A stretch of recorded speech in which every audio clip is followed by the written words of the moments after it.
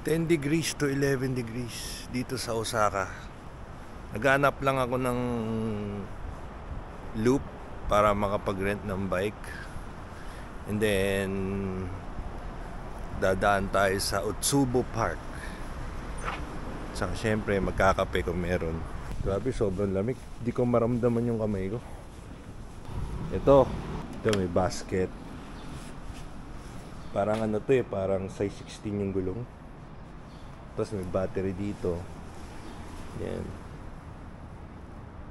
So dun sa application, makikita mo din kung ano yung available na units or bisikleta do sa area, saka e-scooter. Ito at the same time makikita mo rin yung battery life, kung madami pa ba. Na-jackpot na ako ng isang beses dito, nagmamadali ako, hindi ko na-check yung battery life. So I end up having 1 bar.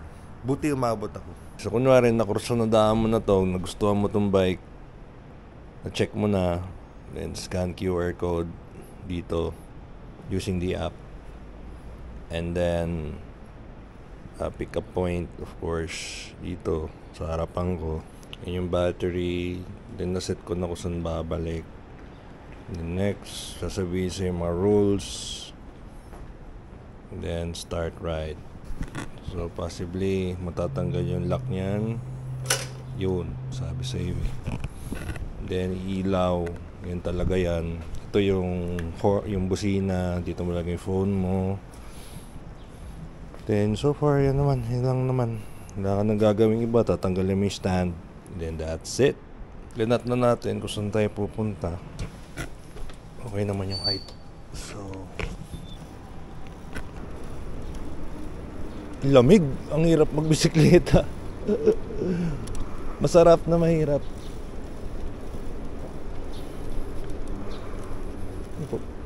Yung pupuntahan natin isa sa mga magandang park dito sa area.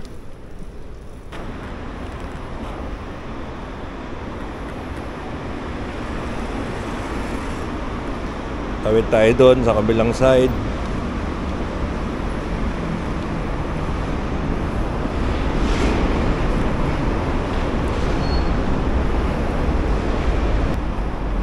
Yung iba hindi naka-jacket, parang antitibay eh. Go. Go, go, go. Okay, sa loob.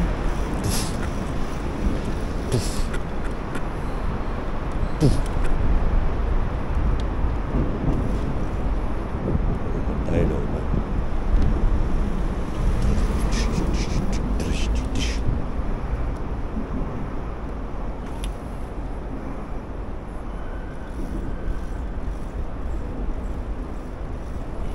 Nga pala pwede kang dumaan sa sidewalk, and then pwede ka rin dumaan sa kalsada.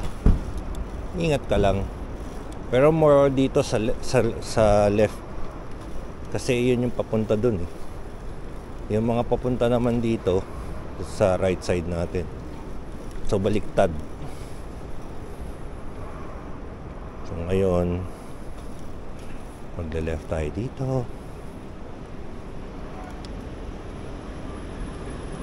Yeah. Okay.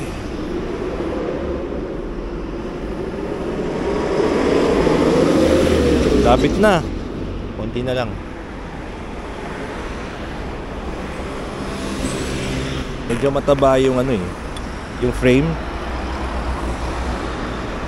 Saka to yung handle post. Ito parang hindi masyadong secured eh. Though masikip, pero nakakatakot pag nalubak, baka matanggal.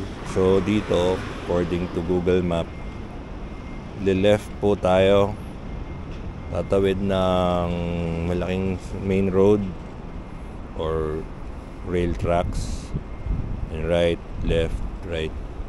Tignan nyo yung dito, it's 6 to 7 o'clock in the morning. Ayan, 7 o'clock in the morning. Ganito yung itsura. Oh, may masahin dito sa area na to.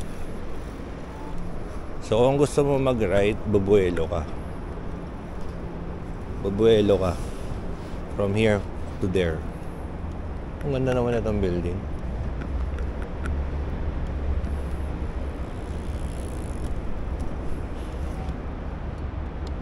Dali, pipicturean ko muna to. Maganda eh. Tsaka muna.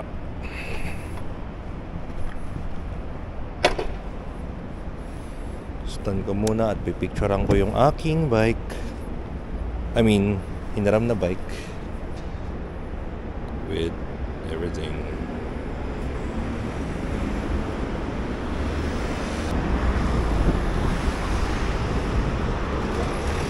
Grabe ang sobrang detailed yung mga gawa ng Japanese. Maganda talaga sila gumawa ng mga architecture. Ay, ito may mga bike din pala dito. Okay, sports house pala to. Ayan, gusto 286 yen. Cannondale 550,000 yen. Grabe. Carbon. Let's go, bro.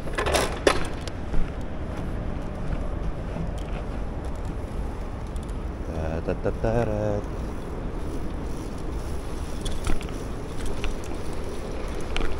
Yay! So far, tama naman tayo. Yung panahon ngayon, maganda. Tamang lamig. Talagang pag umaga at saka sobrang gabi. Nako, hindi ka pa pwedeng t-shirt ka lang. Kailangan mo mag-jacket. Sarap mag-bike din dito. Kahit ito na yung main city na to eh, Osaka. Pero ano pa din, maayos pa rin bikean. Kasi in a way nire-respect nila yung yung mga pedestrian, mga nagbabike. Respetuhan lang. Hindi ka matatakot, hindi ka babrasuhin ng mga vehicle. Mapamali ka man o tama ka, priority ka. Pero syempre ang mga Japanese, most of them, maganda yung nila, yung discipline.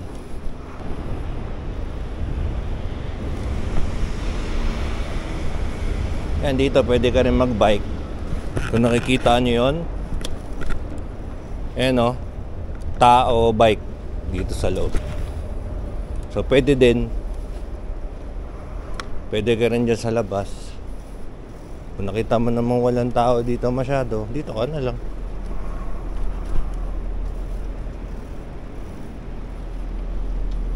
So bawal dumaan dyan diretso. So ang gagawin mo, tatawid doon ka sa loob, sa sidewalk. Kasi nakalagay no entry pero pwede ka nyan sa sidewalk ka lang.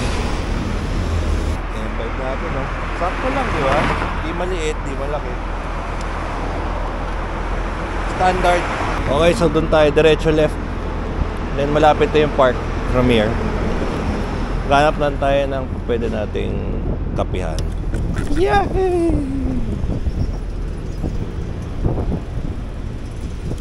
Chill vibes.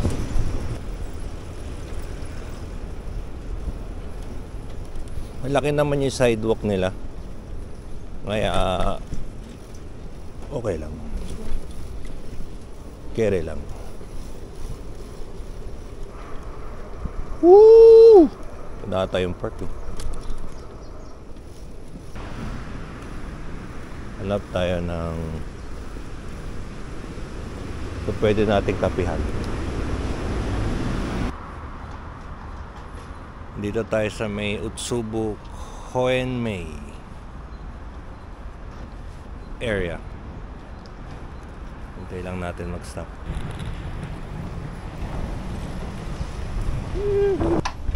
Wait for me. Wait for your master.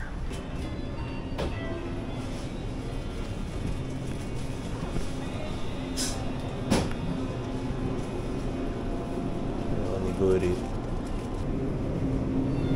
Ito masarap to. Lalo yun kung lalagyan nyo ng Meiji milk. OMG.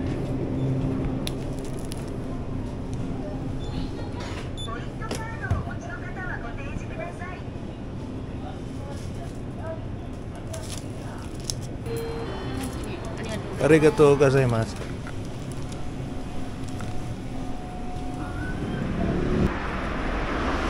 Ayan, nakalagay dun sa sign Utsubu Park. Let's go. Ooh, yeah.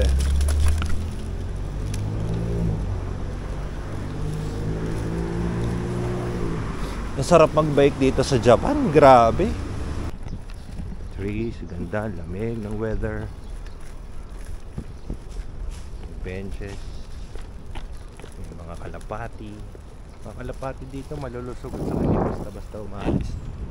Ito, may mga naglalakad na nag-walk ng dog. Ano yung mag-bike dito sa Japan talagang very convenient. May mga bike sharing app pa all over the city. Grabe, lamig na kami, hindi ko na maramdaman. Ito medyo rough road. Off-road tayo Off-road. Ang galing ng aso. Tingnan mo, binabato nila at bumabalik yung aso. Good dog. Up, go, go, go, go, go. Yeah, yung paisa. Dito maganda dito tumambay. Pwede na dito. Kita mo yung mga aso.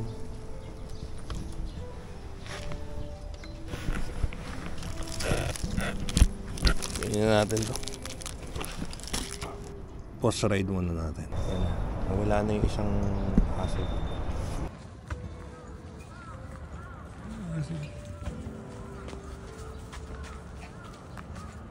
Tingnan ng aso. Tingnan mo.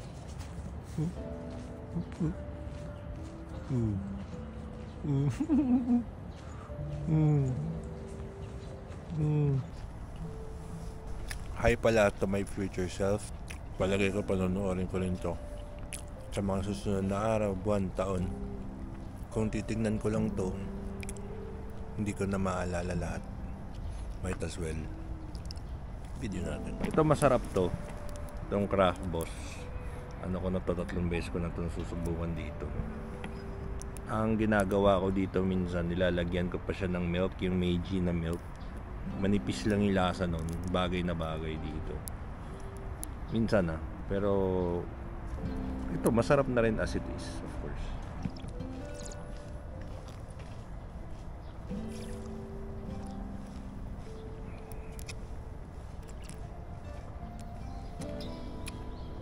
Sarap. Just right. Pero nito yung kung talagang gusto mo talagang magising, talagang yung try mo yung black coffee nito. Usually ako mahilig sa milk, so gusto ko na ito. Ayoko rin ng masyadong matapang na kape kasi kapalpitating ka naman.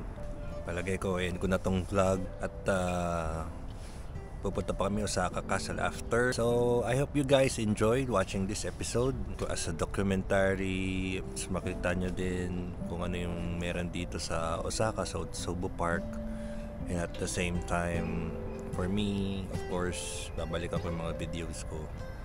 Kasi, syempre, I might not remember everything na nangyari. Maraming salamat. Thank you guys for watching. And I hope to see you guys again on the next video.